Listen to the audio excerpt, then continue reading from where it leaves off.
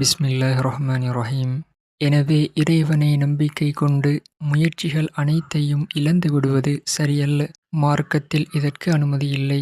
தவிர இறைவன் மனிதனின் முயற்சிக்கு அபாரமான ஆற்றலை கொடுத்திருக்கிறான். இந்த இறையருளை பயனின்றி பாழ்படுத்துவது மாபெரும் குற்றம். எங்கு முயற்சி செய்ய வேண்டுமோ அங்கு முயற்சி செய்யுங்கள். எங்கு இறை நம்பிக்கை கொள்ள வேண்டுமோ அங்கு இறை நம்பிக்கை கொள்ளுங்கள்.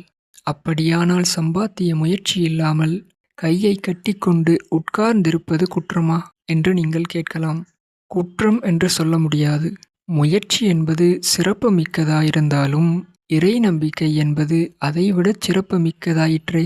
எனவே எல்லா இடத்திலும் முயற்சியை துறப்பது குற்றம் என்று தீர்ப்பளித்துவிட முடியாது. நீங்கள் குறிப்பிட்டிருப்பது போல் ஒருவன் சம்பாதிக்காமல் வீட்டில் உட்கார்ந்து கொண்டு மற்றவர்களின் உதவியை எதிர்பார்ப்பதாகவே வைத்துக்கொள்வோம். இதனால் அவன் உயிருக்கு ஆபத்து ஏற்படும் என்று நிச்சயமாக சொல்ல முடியாது. ஏனெனில் எதிர்பாராத விதத்தில் அவனுக்கு உணவும் பொருளுதவியும் கிடைக்கக்கூடும். ஆனால் இத்தகைய உதவிகள் உரிய நேரத்தில் கிடைப்பதில்லை. சில சமயம் சற்று தாமதம் ஏற்படுவதும் உண்டு.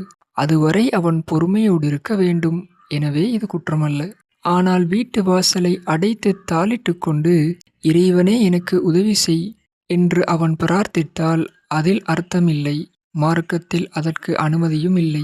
இந்த முயற்சியை குற்றம் என்று துணிந்து கூறலாம். எனினும் சொந்த சம்பாத்தியத்துக்கு தனிப்பட்ட மதிப்பு எப்போதும் உண்டு. சிலருடைய உள்ளம் இறைவனைச் சுற்றி வட்டமிட்டு கொண்டிருக்கும். அல்லும் பகலும் அவர்கள் இறைவணக்கத்திலேயே மூழ்கியிருப்பார்கள். ஊனையும் உறக்கத்தையும் அவர்கள் பொருட்படுத்த மாட்டார்கள். அறுசுவை உண்டி கொடுக்காத இன்பத்தை அவர்களுக்கு இறை வணக்கம் கொடுக்கும். தூக்கத்தில் கிடைக்க முடியாத அமைதி அவர்களுக்கு இறை சிந்தனையில் கிடைக்கும். இத்தகையவர்கள் வீட்டின் மூலையில் உட்கார்ந்து கொண்டு இறை வணக்கம் புரிந்தால் தேவையான அனைத்தும் அவர்களுக்கு கிடைக்கும். இதில் ஒரு தத்துவம் உண்டு. வருமானத்தை பொருட்படுத்தாதவர்களின் காலடியில் செல்வங்கள் குவிகின்றன. இதை நீங்களும் அனுபவித்துப் பார்க்கலாம். நீங்கள் அதை தேடி அலைந்தால் அது உங்களை விட்டு விலகியோடும். அதை நீங்கள் அலட்சியம் செய்தால் அது உங்களை தேடி பிடிக்கும். ஆனால் உண்மையிலே அதை நீங்கள் அலட்சியம் செய்ய வேண்டும். இல்லையேல் இது சாத்தியமில்லை. உலகில் எத்தனையோ பிரச்சனைகள், அவை அனைத்திலும் அறிஞர்கள் கருத்து வேற்றுமை கொண்டிருக்கிறார்கள். ஆனால் ஒவ்வொரு மனிதனுக்கும் குறிப்பிட்ட ஆயுள் இருப்பது போல் குறிப்பிட்ட வருமானமும் நிர்ணயிக்கப்பட்டிருக்கிறது என்ற ஒரே விஷயத்தில்தான் அறிஞர்கள் ஏகோபித்த கருத்து வைத்திருக்கிறார்கள் என்று இப்னு அப்பாஸ் கூறுகிறார். மனிதனை மரணிக்க வைப்பது இறைவன். மனிதனுக்கு வருமானம் கொடுப்பதும் அவன்தான். பெருமானார் கூறினார்கள், முறைப்படி நீங்கள் இறை நம்பிக்கை கொண்டால் பறவை இனத்துக்கு உணவளிப்பது போல் அவன் உங்களுக்கு உணவளிப்பான். அப்புறம் நீங்கள் பிரார்த்தனை செய்தால் மலையே நகர்ந்துவிடும். ஈசா நபி கூறினார்கள், பறவையை பாருங்கள், அது உழுவதும் இல்லை, அறுவடை செய்வதும் இல்லை, நாளைக்கு வேண்டுமே என்று சேமித்து வைப்பதும் இல்லை. ஒவ்வொரு நாளும் இறைவன் அதற்கு உணவளிக்கிறான். ஈசா நபி தொடர்கிறார்கள், பாருங்கள், சிந்தித்துப் பாருங்கள், பறவையை விட பெரிய வயிறு உங்களுக்குண்டு என்று நீங்கள் வாதாடினால் மாடு, குதிரை, ஒட்டகம் முதலிய மிருகங்களை பாருங்கள். வயிற்றில் மட்டுமல்ல, பலத்திலும் உங்களை பார்க்கிலும் அவை பெரியவை. அவற்றுக்கு இறைவன் எப்படி உணவளிக்கிறான் என்று எண்ணிப் பாருங்கள். அறிஞர் ஒருவர் கூறினார், மனிதர்கள் அனைவருமே இறைவன் அளித்ததைத்தான் சாப்பிடுகிறார்கள். ஆனால் சிலர் மற்றவர்களிடம் கையேந்தி சாப்பிடுகிறார்கள். வேறு சிலர் வர்த்தக முயற்சியில் சம்பாதித்து சாப்பிடுகிறார்கள். எனவே நீங்கள் எதற்கும் கவலைப்பட வேண்டியதில்லை. உங்களுக்கு குறிப்பிட்ட ஆயுட்காலம் இருப்பது போல் உங்கள் வருமானத்துக்கும் ஒரு பங்கீடு உண்டு. உங்களுக்குரிய உணவு எப்படியும் உங்களிடம் வந்துவிடும். இப்போது வேறொரு கோணத்திற்கு உங்கள் சிந்தனை முகத்தை திருப்புங்கள். வருமானம் தேடுவது குற்றமல்ல. அது இறை நம்பிக்கைக்கு முரண்பட்டதல்ல. ஆனால் கொள்ளை லாபம் சம்பாதிப்பதற்காக மிக நுட்பமான வழியில் பிரவேசிப்பது சரியல்ல. இது எந்த விதத்திலும் இறை நம்பிக்கையில் சேராது. மக்களின் நிலையை எண்ணி பார்க்கும் போது நம்மால் வேதனைப்படாமல் இருக்க முடியாது. இது போன்ற காரியங்களால் தான் அவர்கள் தம் நேரம் முழுவதையும் செலவிடுகிறார்கள். மக்களின் இந்த நிலைமைக்கு அடிப்படை காரணம் என்ன? பொருள்களின் மீது அவர்களுக்கு ஏற்பட்டிருக்கும் பேராசை அவர்களை இப்படியெல்லாம் செயலாற்ற தூண்டுகிறது. எனவே இதற்கு பேராசைதான் காரணம். பேராசைக்காரர்களின் உள்ளத்தில் இறை நம்பிக்கைக்கு இடமேது? இறை நம்பிக்கையாளர்கள் சம்பாத்தியம் செய்யக்கூடாது என்று நீங்கள் தீர்மானித்து வைத்திருந்தால் அந்த தீர்மானத்தை உடனுக்குடன் மாற்றிக்கொள்ளுங்கள். ஏனெனில் பெருமானார் இறை நம்பிக்கையாளர்களை அப்படியெல்லாம் வர்ணிக்கவில்லை. இது போன்ற விரும்பத்தகாத நுண்ணிய முயற்சிகளைத்தான் நாம் அறிஞர் சஹலின் கருத்தில் பார்க்கிறோம். அவர் இறை நம்பிக்கைக்கு இப்படியொரு பொருள் கொடுத்தார்: நுண்ணிய முயற்சிகளையும் ஆராய்ச்சிகளையும் துறப்பதுதான் இறை நம்பிக்கை. இது போன்ற முயற்சியையும் சிந்தனையும் இறைவனுக்கும் மனிதனுக்கும் இடையில் திரைகளாக தொங்குகின்றன. எனவே இங்கு நாம் புதியதொரு விவரத்தை தெரிந்து கொள்கிறோம். சில முயற்சிகள் இறை நம்பிக்கையை நொறுக்குகின்றன. வேறு சில முயற்சிகள் இறை நம்பிக்கையுடன் இணைந்து நடைபோடுகின்றன. எனவே இறை நம்பிக்கைக்கு பாதகம் ஏற்படாதவாறு முயற்சி செய்வதில் தவறு கிடையாது. நீங்கள் கொண்டிருக்கும் இறை நம்பிக்கை இத்தகைய முயற்சிகளுக்கு தடை விதிக்காது. உண்மையான இறை நம்பிக்கையாளர்களை பற்றிய வாழ்க்கை குறிப்புகள் வரலாற்று ஏடுகளில் குவிந்து கிடக்கின்றன. வரலாற்று நூல்களை ஆராயுங்கள். அவர்கள் எப்படி நடந்தார்களோ அப்படி நடக்க முயற்சி செய்யுங்கள். அவர்கள் உங்களுக்கும் எனக்கும் உலகிலுள்ள அனைவர்களுக்கும் வழிகாட்டிகள். எனவே நாம் கண்ணை மூடிக்கொண்டு அவர்களை பின்பற்றலாம். அவர்களில் சிலர் அரிசி, கோதுமை, ரொட்டி முதலிய ஏதும் இல்லாமல் மானிட வாடையமற்ற பகுதிகளில் சுற்றி கொண்டிருந்தார்கள். 7-8 நாட்கள் வரை பட்டினி கிடக்க தயாராயிருந்தார்கள். உணவு கிடைக்காத போது கனிவர்க்கத்தின் உதவியால் பசி போக்கவும் அவர்களுக்கு தெரியும். எதுவுமே கிடைக்காத போது திருப்தியுடன் மரணத்தை ஏற்க துணிந்திருந்தார்கள். ஆனால் சாதாரண மனிதர்களால் இப்படி நடக்க முடியாது. இவர்களின் படித்தரம் நம் கற்பனைக்கு அப்பால் உள்ளது. இந்த வழியில் அவர்கள் அடையும் இன்பம் நம் சிந்தனைக்கு மேலே உள்ளது. இவர்கள் ஒரு சாரார். வேறு சிலர் தம் வீட்டிலோ பள்ளிவாசலிலோ அமைதியாக உட்கார்ந்து கொண்டு இறை வணக்கம் புரிந்தார்கள். உணவுக்கும் வருமானத்துக்கும் இவர்கள் எந்த முயற்சியும் செய்வதில்லை. போவோரையும் வருவோரையும் தொல்லைப்படுத்துவதும் இல்லை. யாரேனும் உதவி செய்தால் திருப்தியுடன் பெற்றுக்கொள்வார்கள். யாரேனும் அழைப்பு கொடுத்தால் விருந்துக்கு போவார்கள். இவர்கள் வேறொரு சாரார். மற்றும் சிலர் மனித வாடையற்ற வனங்களில் சுற்றித் திரிவதும் இல்லை. கையை கட்டிக்கொண்டு வீட்டில் உட்கார்ந்திருப்பதும் இல்லை. பொருளீட்டும் முறை என்ற நூலில் நான் விவரித்திருப்பது போல அவர்கள் வெளியில் சென்று வாணிபம் செய்தார்கள். அவர்கள் இறைவனை நம்பினார்களே தவிர கையிலுள்ள சரக்கையோ மூலதனத்தையோ சிறிதும் நம்பவில்லை. எனவே சரக்கும் மூலதனமும் ஆபத்து ஏற்படுத்துவது சாத்தியமே. எனவே இவர்களும் இறை நம்பிக்கையாளர்கள்தாம். ஆனால் ஒரு நிபந்தனை: அவர்கள் சரக்கையும் மூலதனத்தையும் முழு மனதுடன் நம்பிவிடக்கூடாது. எழுத்தாளர்களின் கரத்தில் எழுதுகோல் கட்டுப்பட்டிருப்பது போல் இறைவனின் கரத்திலே அனைத்தும் கட்டுப்பட்டிருக்கின்றன என்று அவர்கள் நம்ப வேண்டும். எழுதுகோலுக்கு தனிப்பட்ட இயக்கம் இல்லாதது போல் சரக்குகளுக்கு பிரத்யேக இயக்கம் இல்லை என்பதை அவர்கள் உணர வேண்டும். மிக பெரும் வர்த்தக ஸ்தாபனங்கள் எல்லாம் எப்படி பாழாயின என்பதை நீங்கள் சிந்தித்துப் பார்த்தால் இதிலுள்ள உண்மை தெரியும். வியாபாரத்துக்கு மூலதனம் தேவைதான். இறைவனின் பேரருள் மட்டுமென்ன, அதுவும் தேவைதான். ஏனெனில் மூலதனம் இருந்தால் மட்டும் வியாபாரத்தில் முன்னேறிவிட முடியாது. வர்த்தக நடவடிக்கைகளில் எளிதில் தெரிந்து கொள்ள முடியாத எத்தனையோ ஆபத்துக்கள் மறைந்திருக்கின்றன. அவற்றை உங்களால் தவிர்க்க முடியாது. அது மனிதனுக்கு சாத்தியமில்லை. அந்த ஆபத்துக்களை களைந்தெறிவது மனிதனுக்கு சாத்தியமாயிருந்தால் ஆரம்பிக்கப்பட்ட எந்த ஸ்தாபனமும் தோல்வியை கண்டிருக்க முடியாது. எனவே இது போன்ற ஆபத்துக்களை தடுப்பதற்கு இறைவனின் உதவி தேவைப்படுகிறது.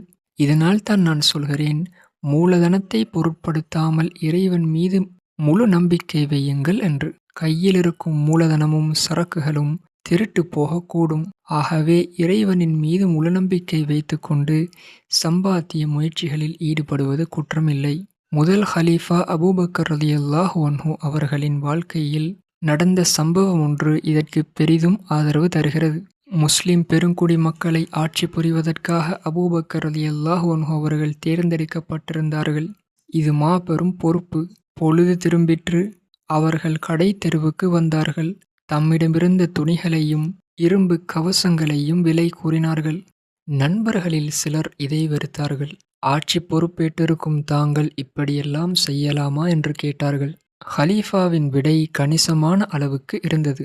என் மனைவி மக்களின் பொறுப்பை நான் துறக்க முடியாது. அவர்களையே நான் சரிவர காப்பாற்றவில்லை என்றால் மற்றவர்களை என்னால் எப்படி காப்பாற்ற முடியும்? பதவியேற்றிருக்கும் நான் முன்னை விட அதிக அக்கறையுடன் நடந்து கொள்ள வேண்டாமா? இங்கு நீங்கள் சற்று ஆராய வேண்டும். அபூபக்கர் ரலியல்லாஹு அன்ஹு அவர்களின் உள்ளத்தில் இறை நம்பிக்கை கிடையாது என்று உங்களாலும் சொல்ல முடியாது. என்னாலும் சொல்ல முடியாது. அவர்களுக்கு இறை நம்பிக்கை இல்லை என்றால் வேறு யாருக்குத்தான் அது இருக்கப் போகிறது? பெருமானாருக்கு அடுத்தபடியாக அவர்கள் அசைக்க முடியாத இறை நம்பிக்கையை பெற்றிருந்தார்கள். அதனால்தான் அவர்கள் ஆட்சி பொறுப்பை பெற்றார்கள். இறை நம்பிக்கையுள்ள முஸ்லிம் பெருங்குடிமக்களை இறை நம்பிக்கையற்ற ஒருவரால் ஆட்சி புரிய முடியாது. இப்படியிருந்தும் அவர்கள் சம்பாத்திய முயற்சியில் ஈடுபட்டிருக்கிறார்கள். இதை வைத்து பார்க்கும்போது இறை நம்பிக்கையாளர்கள் கற்றோடு முயற்சியை துறக்க வேண்டியதில்லை என்று நமக்கு தெரிகிறது. அபூ ஜஃபர் ஹத்தாதை பற்றி நீங்கள் நிறைய படித்திருப்பீர்கள். இவர் யார் தெரியுமா? ஜுனைதுல் பக்தாதியையே நான் இப்படி குறிப்பிடுகிறேன். அவருக்கு இப்படியும் ஒரு பெயர் இருந்தது. அவருடைய இறை நம்பிக்கை மிக உயர்ந்தது. அவர் கூறிய பொன்மொழிகள் தெய்வீகத் துறைக்கு பெரிதும் துணை புரிகின்றன. இதோ ஜுனைத் பேசுகிறார், நீங்களே கேளுங்கள். என் உள்ளத்தில் பொங்கிக் கொண்டிருந்த இறை நம்பிக்கையை நான் 20 ஆண்டுகள் வரை மறைத்து வந்திருக்கிறேன். அந்த 20 ஆண்டுகளும் நான் கடை வீதியில்தான் இருந்தேன். தினம் எனக்கு 2.5 ரூபாய் வருமானம் கிடைத்தது. ஆனால் எல்லோருக்கும் ஒரே விதமான சூழ்நிலை அமைவதில்லை. வியாபாரத்தில் தலையிடும் சிலர் இறை வணக்கத்தையே மறந்து விடுகிறார்கள்.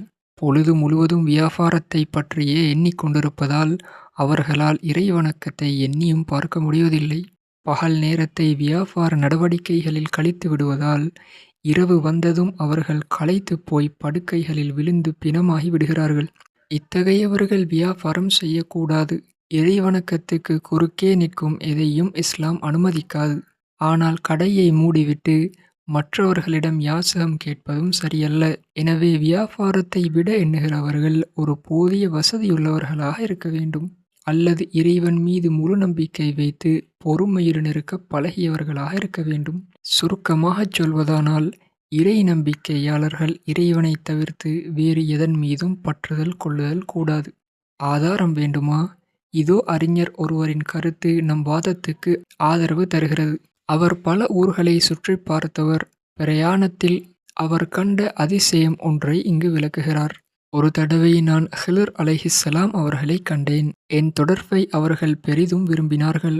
ஆனால் அவர்கள் மீது பற்றுதல் ஏற்பட்டு விடுமோ என்ற அச்சத்தால் நான் பிரிந்து வந்து விட்டேன்.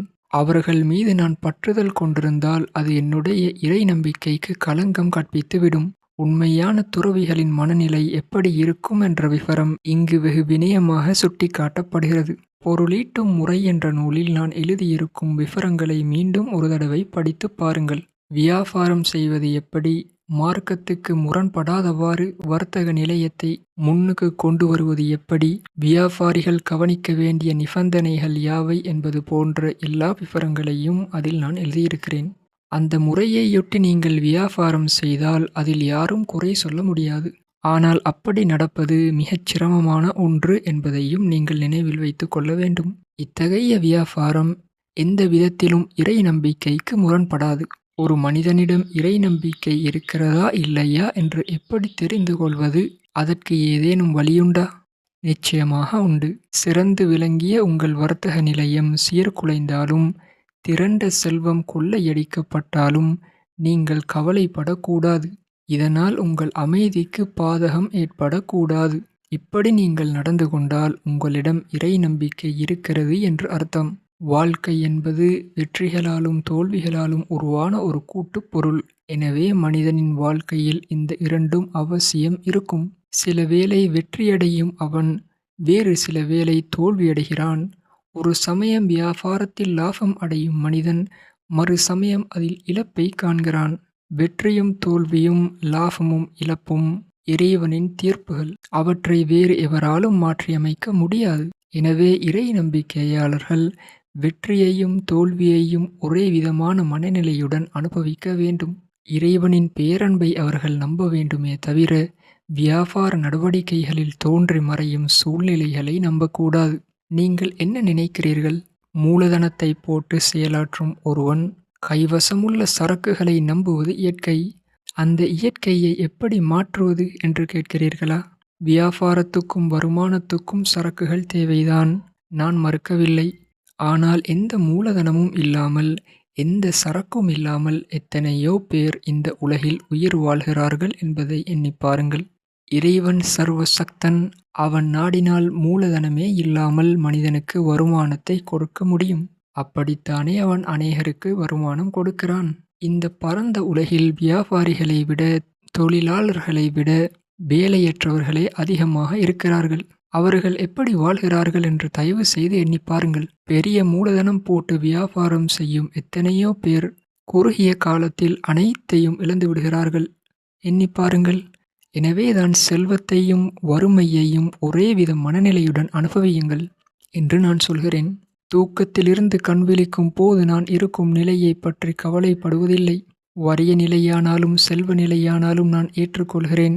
அவற்றை நான் பொருட்படுத்துவதில்லை. ஏனெனில் இவற்றில் எது எனக்கு நன்மை தர வல்லது என்று எனக்கு தெரியாது என்று உமர் ரலியல்லாஹு அன்ஹு அவர்கள் கூறினார்கள். நீங்கள் இப்படியெல்லாம் நடக்க வேண்டும். இந்த மனப்பக்குவம் இன்னும் உங்களுக்கு ஏற்படவில்லை என்றால் உங்கள் இறை நம்பிக்கை இன்னும் பூர்ணமடையவில்லை என்பதே பொருள். இந்த மனப்பக்குவத்தை அடைவதற்கு முயற்சி செய்யுங்கள். ஆனால் இந்த மனப்பக்குவத்தை அடைவது அப்படியொன்றும் இலகுவான காரியமல்ல என்பதையும் நான் ஒப்புக்கொள்கிறேன். சிறந்த மேதைகள் கூட இந்த நிலையை அடையவில்லை என்று நான் நினைக்கிறேன். அபூ சுலைமான் தாரானி என்பவர் சிறந்த மேதைகளில் ஒருவர். ஆனால் அவரது தேவையை நீங்களே பாருங்கள். ஆனால் அவரது வேதனையை நீங்களே பாருங்கள். இறை நம்பிக்கையின் படித்தரங்கள் பலவற்றையும் நான் அனுபவித்தேன். இந்த படித்தரம் ஒன்றுதான் எனக்கு இன்னும் கிடைக்கவில்லை. அதன் வாடையையும் நான் முகர்ந்து பார்க்கவில்லை என்கிறார் அபூ சுலைமான். அவர் பல படித்தரங்களை கடந்தவர்தாம். ஆனால் அவர் கடைசி படித்தரத்தின் வாடையையும் அனுபவித்ததில்லை. ஏனெனில் இதை அடைவது மிக சிரமமான வேலை. அபூ சுலைமான் போன்ற மேதைகளே அடைய முடியாத ஒன்றை சாதாரண மனிதர்களால் எப்படி எளிதில் அடைய முடியும்? ஆனால் அது உங்களுக்கு சாத்தியமில்லை என்று சொல்லிவிட முடியாது. எளிதில் அடைவது சாத்தியமில்லை, அவ்வளவுதான். இறைவன் மீது பொதுவாக எல்லோருக்கும் நம்பிக்கை உண்டு. அவனை யாரும் நம்ப மறுப்பதில்லை. நாத்திகனும் இக்கட்டான நேரத்தில் இறையருளை எதிர்பார்க்கச் செய்கிறான். அவன் மீது நம்பிக்கை வைக்கத்தான் செய்கிறான். ஆனால் அந்த இறை நம்பிக்கை முழு உருவத்துடன் தோன்ற வேண்டுமானால் மேற்கொண்டு சில விவரங்களை நம்ப வேண்டும். அகிலம் அனைத்திலும் நீக்கமற்ற நிறைந்து நின்ற அனைத்தையும் இயக்குகின்றவன் இறைவன் ஒருவனே என்பதை நீங்கள் நம்ப வேண்டும். வாழ்க்கையில் தோன்றி மறையும் இன்பமும் துன்பமும் வெற்றியும் தோல்வியும் மனிதனுக்கு பயன் தர வல்லவை என்பதை நீங்கள் ஏற்றுக்கொள்ள வேண்டும். இப்படியெல்லாம் நீங்கள் நம்பவில்லை என்றால் உங்கள் உள்ளத்தில் முழு இறை நம்பிக்கை ஏற்பட முடியாது. உங்கள் நம்பிக்கையை பற்றியும் என் நம்பிக்கையை பற்றியும் நான் எதுவும் சொல்ல தயாராயில்லை. ஆனால் நமது முன்னோர் நமது நம்பிக்கையை விட மிக ஆழமான நம்பிக்கையை பெற்றிருந்தார்கள் என்பதை மட்டும் நாம் சற்று நினைவு கூற வேண்டும். இதற்கு வரலாற்று ஏடுகள் ஆதாரம் தருகின்றன. நம்மை போன்ற மனிதர்கள் தாம் அவர்களும், நம்மை போலத்தான் அவர்களும் உண்டார்கள், உறங்கினார்கள், செயலாற்றினார்கள். ஆனால் அவர்களின் இறை நம்பிக்கை எவ்வளவு ஆழமானது! இறைவன் மீது அவர்கள் கொண்டிருந்த பற்றுதல் எத்தனை வலிமையானது! வரலாற்றிலிருந்து சில வரிகளை நாம் அடியில் பார்ப்போம். பக்தர் ஒருவர் ஒரு பள்ளிவாசலில் முகாமிட்டிருந்தார். அது அவருக்கு புதிய இடம். எனவே அவருக்கு அறிமுகமான யாரும் இல்லை. பள்ளிவாசலில் அவர் முகாமிட்டிருப்பதை பள்ளியின் தலைவர் பார்த்தார். வெறுமனே உட்கார்ந்திருக்கிறீர்களே, ஏதேனும் சம்பாத்திய முயற்சியில் ஈடுபடக்கூடாதா என்று கேட்டார். சம்பாத்தியம் இல்லாமல் யாரும் உயிர் வாழ முடியாது என்று அவர் எண்ணியிருக்க வேண்டும். பக்தர் உடனுக்குடன் பதில் கொடுக்கவில்லை. வெகு நேரத்துக்குப் பிறகு அவரது விடை கணீரென்று ஒலித்தது. இந்த பள்ளிவாசலுக்கு அண்மையில் ஒரு மனிதர் இருக்கிறார். தினம் 2 ரொட்டிகள் வீதம் அவர் எனக்கு கொடுத்து வருகிறார். பக்தரின் விடையில் கிண்டலும் கேலியும் போட்டிருந்தன. பள்ளியின் தலைவர் திருப்தியடைந்தார். அப்படியானால் சரி, பேச்சே இல்லை. உங்கள் பசிக்கு அவர் பொறுப்பாளியாக இருக்கிறார்.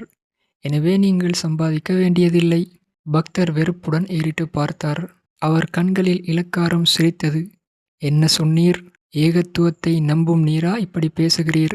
மனிதனுடைய பசிக்கு மற்றொரு மனிதனா பொறுப்பாளி? உம்முடைய ஏகத்துவ கொள்கை சரியில்லை. தொழுகையை நடத்தும் பொறுப்பை நீர் எப்படி ஏற்றுக்கொண்டீர்? அதை துறந்து விடுவதுதான் நல்லது.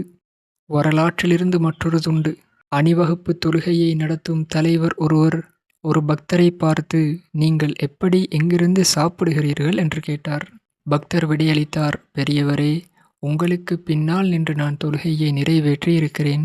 அந்த தொழுகை வீணாகிவிட்டது என்று இப்போதுதான் தெரிகிறது. எனவே இப்போது நான் மீண்டும் தனிப்பட்ட முறையில் தொழப்போகிறேன். அதற்குப் பிறகு உங்களுக்கு கேள்வி பதில் தருகிறேன்.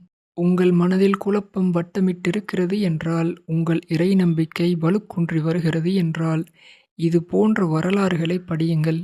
மனிதனுக்கு இறைவன் எப்படியெல்லாம் உணவளிக்கிறான் என்பதையும், சீரோங்கி வளர்ந்த வர்த்தக நிலையங்களை அவன் எப்படியெல்லாம் தரைமட்டமாக்குகிறான் என்பதையும் நன்கு ஆராயுங்கள். நிறைந்த செல்வம் பெற்ற எத்தனையோ பேர் கொடிய பசியால் வேதனைப்பட்டிருக்கிறார்கள் என்பதை சிந்தித்துப் பாருங்கள்.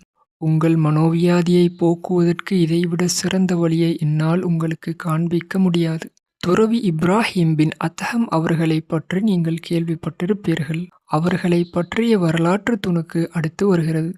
துறவி இப்ராஹிம் அவர்களுக்கு ஹுதைஃபா என்பவர் பணிபுரிந்து வந்தார். ஹுதைஃபாவிடம் யாரோ ஒருவர் வினவினார், நீர் கண்டவற்றில் அதிசயமான ஒன்றை சொல்ல முடியுமா? நான் கண்டவை எல்லாமே எனக்கு அதிசயங்களாகவே தோன்றுகின்றன என்றார் ஹுதைஃபா. நானும் இப்ராஹிம் அவர்களும் ஒரு சமயம் மக்காவுக்கு செல்லும் வழியில் பல நாட்கள் தங்கினோம். இதில் அதிசயம் என்ன தெரியுமா? எங்களிடம் சிறிதளவும் உணவுப் பொருட்கள் கிடையாது. இது அற்புதம்தான். இறைவனின் ஆற்றலை அறியாதவர்களுக்கு இது அசாத்தியமாகவும் தோன்றலாம். ஆனால் இதைவிட பெரிய அற்புதங்களை ஹுதைஃபா கண்கூடாக பார்த்தார். அப்புறம் அவர்கள் இருவரும் கூஃபாவுக்கு வந்தார்கள். பாழடைந்த பள்ளிவாசல் ஒன்றில் முகாமிட்டார்கள்.